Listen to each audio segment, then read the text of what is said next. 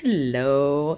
Yes, if you attend an Igbo occasion and they didn't give you bitter leaf soup, question them. But in case if you missed out on the bitter leaf soup and you want to make one for yourself, here is a simple recipe. Okay, in the pot I have stockfish, shaki, and cow leg. I was using the pressure pot to speed up the process. I just added just 1 spoon of jumbo chicken, nothing else, and let it boil on one of the gas cooker. And in the UK sometimes it's hard to get fresh bitter leaf, so I had dry one, so I decided to make use of it. I put in the pot to boil it, to soften it. I boiled for quite a few hours, to be honest, because it takes a bit of time once they've over dry it. Anyway, as I was boiling it, it made some mess on the cooker. I decided to clean that before I add start cooking my protein. So in the pot I had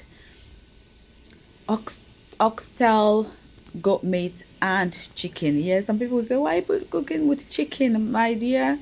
Someone likes chicken too much. Anyway, I added salt, stock cube, and the jumbo chicken. If you're an Igbo girl, you know you don't over season your meat when you're making soup. We don't add a lot of seasoning in the pot when we're making native soups. Okay, that's it. That's all you need. Nothing extra, nothing dramatic. That's all you need, and let that cook. So as the stockfish and the cow leg and shaki were a bit softer now, I added them into the pot with the most of the meat. See, I actually reduced the meat because I felt it was too much. So as it was boiling, I've mixed my cocoyam. So I added the cocoyam mixture in the pot for thickening. So, and I had palm soup base, it's called. Yeah, I put that in hot water to melt it a bit, and I wanted to sieve it. I didn't want the bottom to go in because sometimes it contains some chaff. Anyway, that's it. And then I mix that and let that cook for a bit. That's how you make bitter leaf soup. Okay, I added dry fish. What else did I add?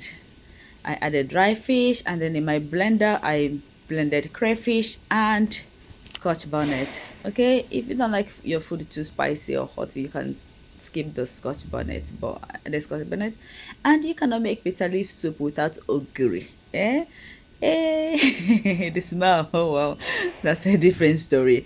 Anyway, I added my ogiri, easy, and I felt it was now time to introduce the bitter leaf to seal the deal. So I added the bitter leaf and mixed that.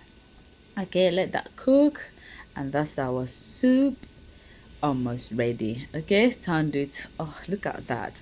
Okay, if you want it a bit more red, you can add red oil, or you can add more of the palm soup, but I didn't want too much oil. If I could avoid oil, I would, but we couldn't. Anyway, here we have it, a delicious pot of bitter leaf soup. Oh my goodness, we don't miss anything Nigeria here, because I always make sure that my family feed well, both native and the intercontinental dishes. Okay, follow my page for more food recipes. Yes, and because the soup was a bit much, I divided it in how we're going to eat it in 3 different packs, because there's 5 of us, so 1 pack each time we decide to eat. Okay, that's it. Okay, see you in my next video. Tell me if you'll be trying this. Bye.